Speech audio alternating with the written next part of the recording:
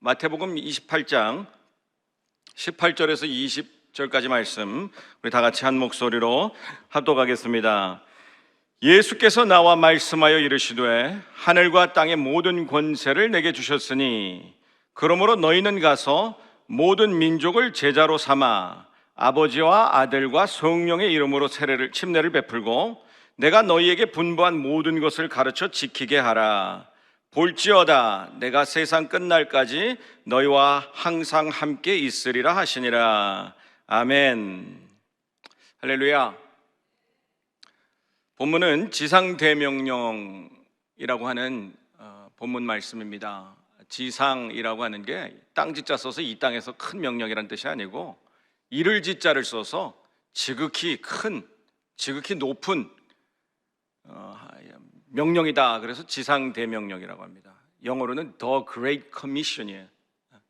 아주 큰 하나님의 대위임령이다, 대명령이다, 이런 말을 쓰는데, 예수님께서 공생의 사역 동안 3년 기간 동안 공생의 사역을 하시면서 수많은 말씀을 하셨습니다.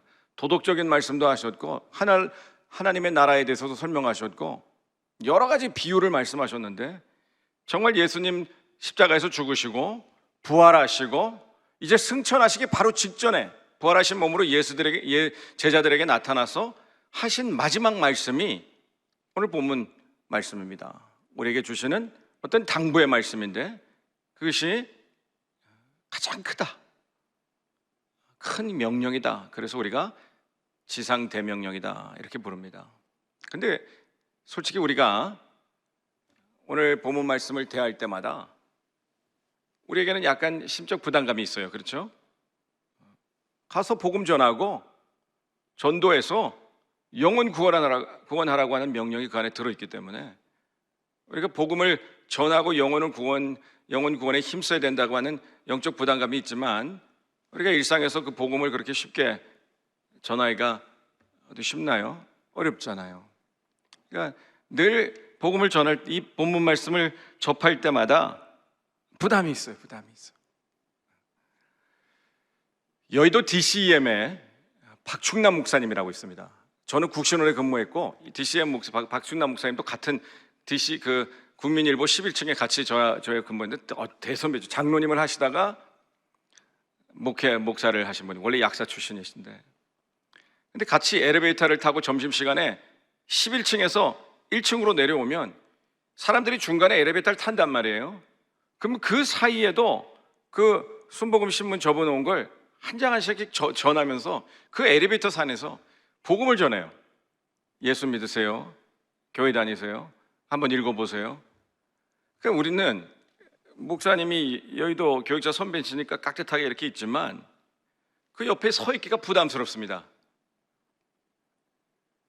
뭐 이렇게까지 지금 해야 되나, 이 엘리베이터 좁은 공간에 사람들이 싫어해요. 막 받으려고 하질 않아요. 그런데도 그 목사님은 철저해요. 제가 한 번은 여쭤봤어요. 목사님, 그렇게까지 복음을 어떻게 이렇게 열심으로 전하셔요? 그랬더니 조용기 목사님처럼 강단에서 한 번의 설교로 수만 명이 회심하고 하나님께 돌아오게 하는 그런 은사를 받으신 분도 계시고, 나처럼 말씀을 잘 못 전해도 늦게 하나님께 부름받아 목회자가 됐지만 조용기 목사님이 크게 성회를 하고 이제 그 중에 돌아가는 사람들 중에 졸다가 은혜 못 받은 사람들, 그런 사람들 한 사람 한 사람 이삭 죽게 하는 게 나의 은사다 그러는 거예요. 그 본인은 하여튼 철저하게 복음을 전하러 가는데, 그러시구나, 참 대단하다 생각을 했지만 저는 그렇게 못할 것 같아요. 솔직히 어렵습니다. 복음 전하는 것이 어렵고, 뉴욕에 있을 때 메인 스트리트에 가서 수요 예배만 끝나면 권사님들 모시고 가서 기타 치고 박수 치고 Jesus loves you, 예수 아이니 이러면서 중국어로도 하고 영어로도 하고 하면서 찬양도 부르고 중국어 찬양도 하면서 그 벽에 쫙 그 통행이 방해가 되면 안 되니까 그 찬송하는데 뭐가 그렇게 권사님들은 기쁜지 우리 권사님들은 복음 전하는 게 기쁜가 봐요. 막 나가면 막 모두 싸우고 간식도 싸우고 그 수요예배 그렇게 즐거우신데 저는 수요예배만 끝나면 그 노방전도 권사님들 모시고 나가는 게 막 심적으로 부담되는 거예요. 나가기 싫어가지고 아우 가기 싫다 진짜. 그 앞에 서가지고 막 사람들 지나다니는데 뻘쭘하게 손뼉 치면서 별로 사랑하지도 않는데 막 사랑한다 그러고 막 그런 게 막 너무 막 부담이 돼요. 근데 매주 그걸 해야 되는데 그래도 뭐 목사니까 권사님들을 모시고 가서 그 하나님 주신 명령이니까 솔직히 권사님 때문에 하는 거예요. 권사님들 때문에 제가 권사님들이 저를 끌고 가는 거죠. 말은 제가 기도하고 가서 하십시다 그러고 막 기쁜 척하지만 속으로는 아유 이거 뭐 이런다고 뭐 누가 뭐 우리 교회 오기를 하겠어 뭐 하겠어 그냥 하는 거예요. 그러게 했어요. 또 한 번 개포동에서 제가 강남 개포동 사역할 때는 또 수요예배 끝나고 성도님들 그 아파트 단지에 노방전도 나가는데 그것도 그렇게 힘들더라고요. 수요예배 나갈 때마다 그 개포초등학교에 그땐 더 어렸죠. 지금보다 한 7, 8년 더 젊었을 때니까 초등학교 엄마들이 제 또래란 말이에요. 근데 거기 가서 순복음 그 전단지 나눠주면서 예수 믿으세요. 우리 교회 오세요. 우리 교회 아이들 프로그램이 좋습니다. 이렇게 복음 전할 땐 막 창피하기도 하고 쑥스럽기도 하고 말 걸기가 힘들어요. 제가 원래 성격이 다른 사람한테 쉽게 다가가서 말을 걸고 하는 그런 성격이 못 됩니다. 그리고 또 냉랭한 반응, 그 거부감, 그 사람들이 그 복음을 거부하고 그 전도지를 받기를 거부하는데 그 거부감을 이겨내기가 참 심리적으로 어려운 그런 스타일이에요. 성령 충만하지 않아서 그런지. 그런데 그런 일을 해야 됐어요. 근데 오늘 본문 말씀 보면요, 우리가 읽지 않았지만 16절과 17절에 보면은 제자들의 모습을 제가 읽어드리겠습니다. 11 제자가 갈릴리에 가서 예수께서 지시하신 산에 이르러 예수를 배웠고 경배하나 아직도 의심하는 사람들이 있더라. 11 제자 한 명은요 이미 예수님 배신하고 스스로 목숨 끊어서 죽었고, 나머지 11 제자는 예수께서 갈릴리로 오라고 해서 부활하신 후에 갈릴리로 지금 와서 예수님 만났습니다. 왜 갈릴리로 오라고 했느냐? 이미 제자들이요 만신창이가 됐습니다.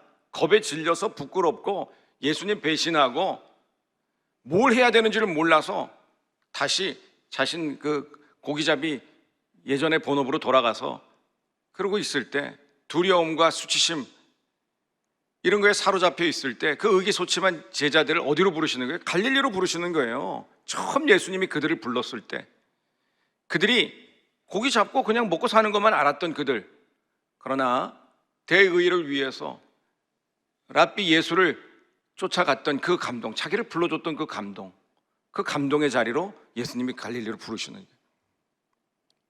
근데 그 와중에 예수를 만나고 경배하는 와중에도 의심하는 자들이 있었더라. 우리가 뭐 나중에 뭐 도마가 의심했고 알지만 오늘 본문 말씀은 제자들 중에 의심하는 자들이 있었다는 게 뭘 의심해요? 예수님이 부활하신 사실을 의심하는 자들이 있는 거예요. 직접 만나서 그 앞에서 무릎 꿇고 예수님 앞에 경배하면서도 이거 정말 예수님 그때 죽었던 거 맞아? 아니 이분 정말 그 죽었던 예수가 맞나? 사람이 어떻게 죽었다 살아나지? 그 부활을 의심하는 자들이 그 마음속에 있었다는 거예요. 그러한 연약한 자들에게 예수님이 오늘 지상 대명령 가서 모든 민족을 제자로 삼고 아버지와 아들과 성령의 이름으로 침례를 베풀어 그들을 구원하라라고 하는 명령을 그들에게 주시는 거예요. 그것이 우리에게 여러분 위로가 됩니다. 저같이 마음에 의심이 많고 소극적이고 연약한 자에게는 오늘 제자들도 이러한 모습이었고 이러한 모습을 아시면서도 하나님 예수님께서 그들에게 이러한 명령을 주신다는 것이 오늘 위로가 되는 것 같아요. 근데 그들에게 오늘 예수님께서 이러한 명령을 주시면서 하신 말씀이 있습니다. 18절에 예수께서 그들에게 나와 갈릴리로 그들이 왔지만 그러한 연약한 자들에게 예수님께서 먼저 다가가서 그들에게 하시는 말씀이 하늘과 땅의 모든 권세를 내게 주셨으니 그러므로 너희는 가서 그 권세에 의지해서 복음을 전하고 영혼을 구원하라는 거예요. 제가 개포동에서 그 젊은 초등학생 엄마들 사이에 그 행주를 나눠주면서 복음을 전하는데 사람들이 그냥 그때 무슨 메이드 인 저머니, 그 메이드 인 저머니 그 부직포로 생긴 이상하게 생긴 행주 그거 몇백 장씩 사가지고 그거 노란색도 있고 파란색도 있고 그거 뭐 전달해 주는데 어떤 자매를 보더니 어떤 그 애기 엄마가 보더니 어머 이거 야 메이드 인 저머니다. 그래서 그럼 저 하나 더 주세요. 막 그래 하나 더 주고 사람들이 복음에 뭐 교회 나오세요 그러면 막 관심도 없고 그냥. 근데 그렇게 그냥 쓱쓱 봤는데 그 중에 한 사람만이 제가 이 행주를 나눠주는데 앉아있던 자리에서 살짝 일어나서 살짝 몸을 굽혀서 두 손으로 그 행주를 받아요. 그래서 제가 직감했습니다. 이 사람은 교회 다니는 분이다. 그래서 교회 다니세요? 그때 안 다닌대요.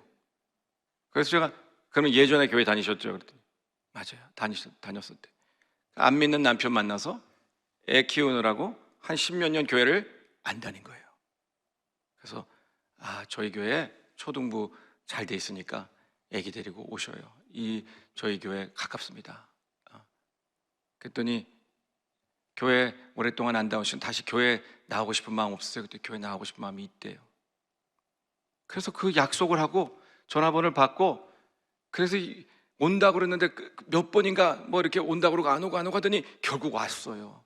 와서 우리 교회에서 아이 교회 학교 보내고 자기도 신앙이 성장하기 시작하더니 1년도 채 되기 전에 남편도 데리고 왔어요.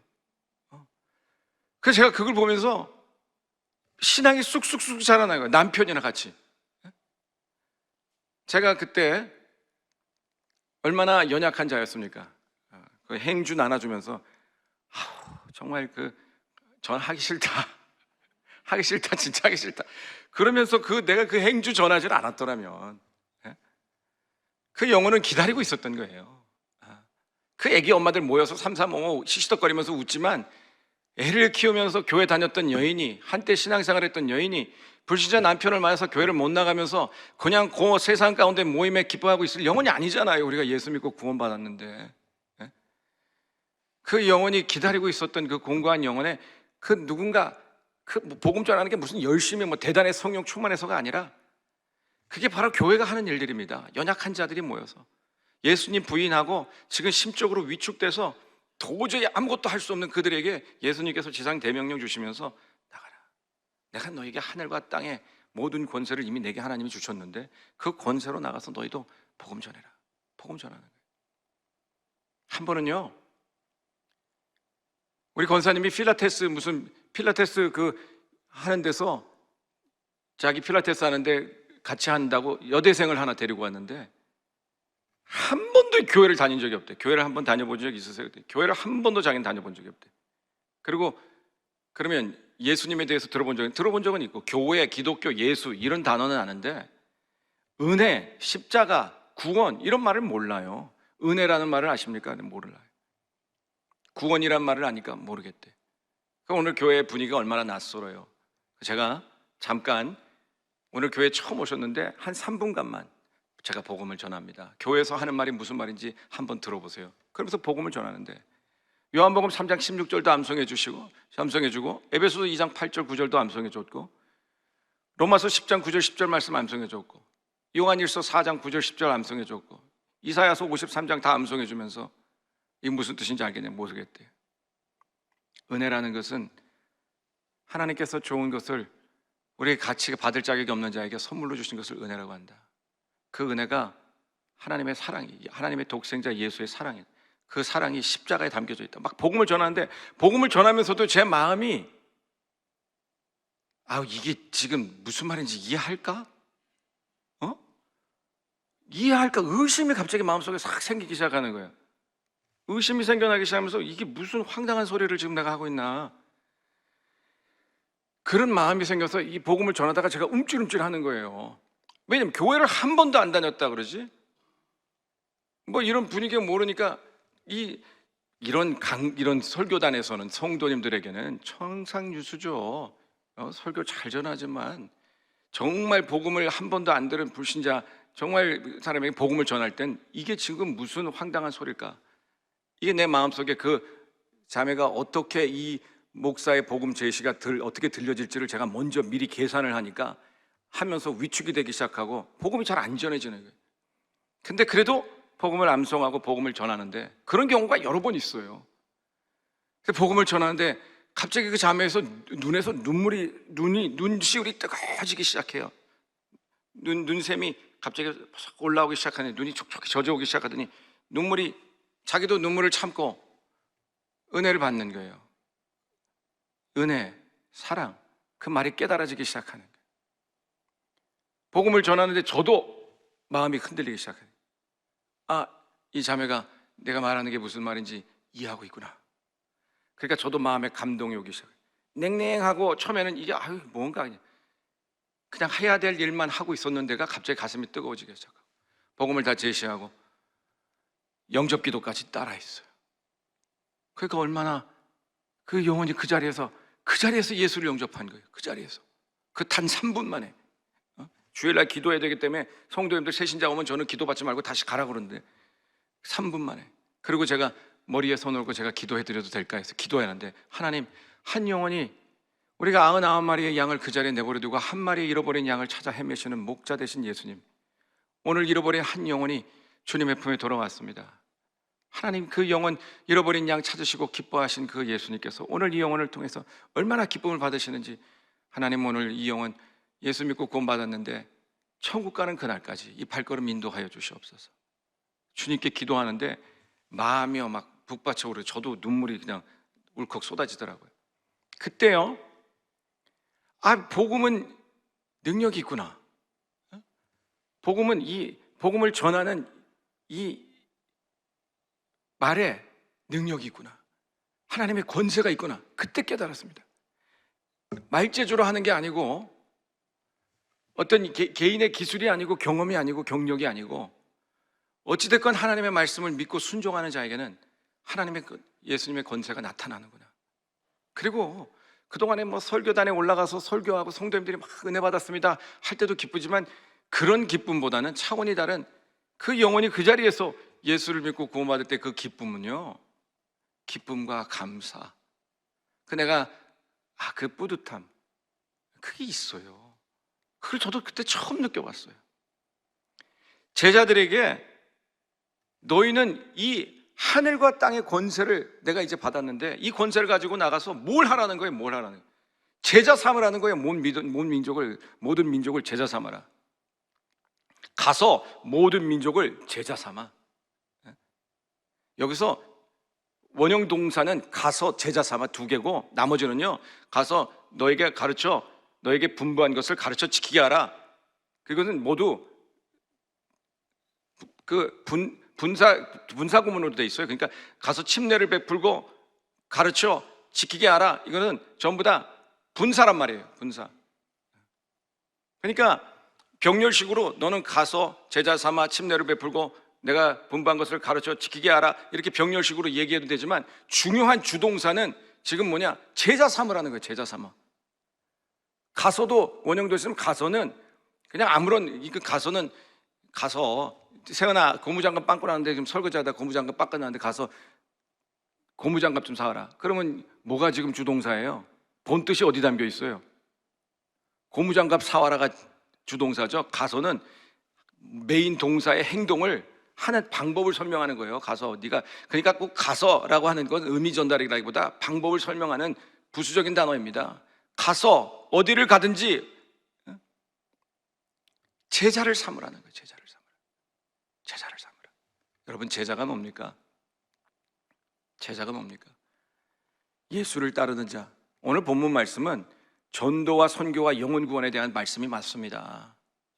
왜냐하면 예수님께서 그 전에 마태복음 10장 5절 6절에서 예수님께서 제자들을 세상 12를 제자에 보낼 때, 그때 예수께서 마태복음 10장 5절 6절을 가지고 예수께서 이 12를 내보내시며 명하여 이르시되 이방인의 길로도 가지 말고 사마리아인의 고을에도 들어가지 말고 오직 이스라엘의 집에 잃어버린 양들에게로 가라.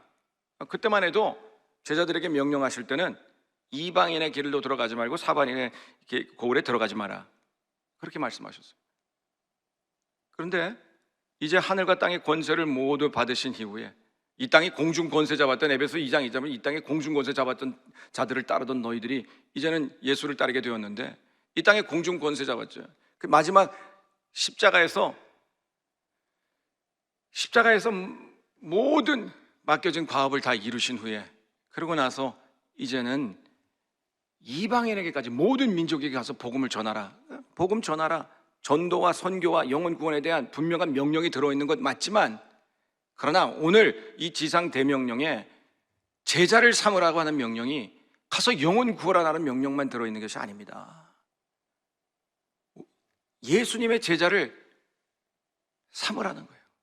내 제자가 아니고 먼저 제자가 돼야 우리가 먼저 예수님의 제자가 돼야 그래서 그 본을 끼쳐야 복음을 접한 자들이 또 우리를 통해서 예수의 모습을 닮아서 예수님 제자가 될 거 아니겠어요? 그러니까 제자로 삼으라는 것은 예수님 같이 살면서 세상에 본을 끼치라는 거예요. 본을 끼치라는 거예요. 정말 어려운 거죠. 마태복음 16장 24절에 예수님께서 제자들에게 뭐라 그랬어요? 누구든지 나를 따라오려거든 자기를 부인하고 십자가를 지고 나를 따를 것이다. 예수께서 제자들에게 이르시되 너희들이 나를 따르고자 하는데 지금 이렇게 행위적으로 나를 따른다고 나를 따르는 것이 아니고 너희들이 스스로 제자라고 해서 제자가 되는 것이 아니고 자기를 부인하고 십자가를 져야만 나를 따를 수 있다. 그러니까 여기서 예수님 제자가 된다는 건 뭐예요? 자기를 부인하고 십자가를 져야 예수님 된다. 요한복음 13장 34절 35절에서는 내가 너에게 새 계명을 주노니 서로 사랑하라. 내가 너희를 사랑한 것 같이 너희도 서로 사랑하라. 너희가 서로 사랑하면 이로써 모든 사람이 너희가 내 제자인 줄 알리라. 예수님께서 그 전에 계명이 아니고 새로운 계명을 주신다고 하면서 내가 너희를 사랑한 것 같이 서로 사랑하라. 너희가 서로 사랑하면 너희가 내 제자인 걸 알리라. 오늘 우리가 누군가를 우리의 제자가 아니고 누군가에게 복음을 전하고 그를 그냥 단지 교회에 나오는 교인 정도가 아니고 예수를 따르는 제자로 그를 만들기 위해서는요, 우리의 삶 가운데 무엇이 나타나냐? 제자의 삶이 우리에게서 나타나야 되는데 첫 번째 그것이 자기를 부인하고 십자가를 지는 것, 그거 다 모두 사랑의 모습입니다. 자기를 부인하고 십자가를 지고 사랑해요. 그래서 예수의 모습이 우리를 통해서 다른 영혼들에게 본이 보여줘야 된다는 거예요. 오늘 이러한 삶을 사는 사람들에게 무엇을 하시겠다? 20절 말씀 보니까 내가 세상 끝날까지 항상 너희와 항상 함께 하시리라. 함께 하시리라. 우리가 기독교인의 모든 본분, 목회 사역은요, 그들을 제자로 삼아 아버지 예수께서 명령하신 것, 분부하신 것을 가르쳐 지키게 하는 것에 목적이 있습니다. 가르치는 것만 뿐만 아니라 지키게 하는 것에 목적이 있어요. 근데 지금 지키게 하는 것은 어렵거든요. 제가 우리 성도님들에게 무슨 신앙의 본 보여야 되는데 본 보일 게 뭐가 있어요? 그러니까 맨날 뭐 하는 거예요? 강단에 서서 그냥 말씀 주의하고 맨날 가르치기만 하는 거예요. 성도님들이 그 가르침을 받아가지고 세상 가운데 나가서 정말 그 예수님의 가르침을 지키며 살아가고 있는지 아닌지 저도 알 수 없어요. 저도 지키고 있는지 안 지키고 있는지 우리 성도님들이 또 알 수 없고, 그러니 교회 가운데 정말 말씀대로 우리가 지상 대명령에 열심히 막 예배 드리고 있지만 우리도 제자가 되고 있는지 다시 한번 생각해야 되고 누군가에게 제자를 삼고 있는지도 한번 생각해 봐야 됩니다. 오늘 예수님께서 명령하신 것은요, 복음 전하고 전도하고 선교해서 영혼을 구원하는 데 힘쓰라 뿐만 아니라 예수님께서 그 말로 하지 않으시고 3년 반 공생의 기간 동안 그들과 함께 먹고 마시면서 그들이 예수님이 그 분명히 화가 날 일도 있었고 짜증 날 일도 있었고 그를 배신한 자도 있었고 배고플 때도 있었고, 그러면서도 그 예수님의 표정과 말이 변하지 않고 그 살아가는 모습을 제자들에게 본보여서 그들을 제자 삼아 주셨듯이 오늘 동일한 모습으로 너희도 나가서 예수님의 제자를 삼으라고 하는 거예요. 그게 우리에게 주신 대명령입니다. 오늘 그러한 삶을 살면 어떤 일이 일어나느냐? 하나님의 권세가 우리의 삶 가운데 나타납니다. 그리고 오늘 약속하신 말씀, 내가 세상 끝날까지 너희와 함께하리라. 이것은 우리는 이 땅 한 세기 한 40년 70, 80 살다가 돌아가지만 누구든지 그 복음을 접하고 그 어렵지만 제자들이 그 나약하고 예수님 배신하고 또 마음에 의심하는 마음을 가지고도 그 예수님의 명령에 순종하기 위해서 의지적으로 노력하면서 살 때 하나님의 권능을 받아 하나님의 예수님과 함께하는 삶을 살아낼 수 있게 해주신다는 거예요. 조영기 목사님들 무슨 강단에서 수만 명에게 복음 전할 때 그 영혼이 휠체어에서 온몸이 일그러져 있을 때 강단에서 당신은 일어날 수 있습니다라고 선포를 못 하셨대잖아요. 본대로 적용되니까. 그래서 끝까지 선포 못하고 성회 끝나고 나가면서 그 휠체어에 탄 장애인에게 귓속말로 하나님이 그러시는데 당신이 원하면 믿음이 있으면 일어날 수 있다고 합니다. 그리고 성회를 나가는데 그제서 일어난다고 그러죠. 그러니까 뭐예요? 우리는 하나님의 말씀에 순종할 수가 없어요. 우리 의지적인 본대로 느낀 대로 판단한 연약한 육체를 가진 우리들은요 불가능하단 말이에요. 그런데 그런 조용기 목사님에게도 함께했던 그 하나님 예수님이 오늘 여러분들에게 하나님 예수님이 마지막으로 주셨던 그 명령에 누구든지 순종하려고 노력하기만 하면 동일한 권세와 동일한 임만을 든 하나님의 임재를 체험하게 하시겠다고 하는 약속입니다. 오늘 그 약속이 먼저 여러분 가서 복음을 전하시고 제자의 삶을 사시고 또 여러분들 누군가를 제자 삼아서 그 지상대명에게 순종하는 삶을 사시면 여러분의 삶 가운데 늘 하나님의 권세가 나타나고 또 하나님이 여러분과 함께하는 그 기쁨이 여러분의 삶 가운데 충만할 줄 믿습니다. 그러한 삶을 오늘 하루도 승리하시기를 주님의 이름으로 축원합니다. 기도합니다. 사랑의 주님,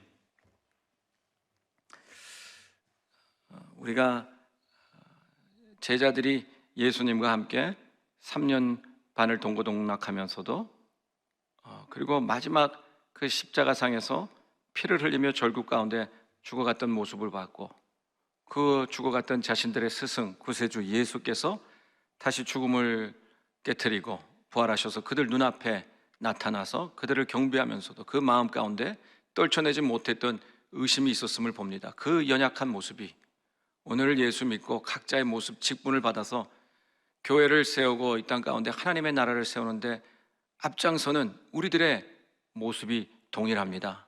그럼에도 불구하고 오늘 2000년 전에 예수께서 그 연약한 제자들에게 줬던 그 대명령이 오늘 우리에게도 여전히 유효한 것을 믿습니다.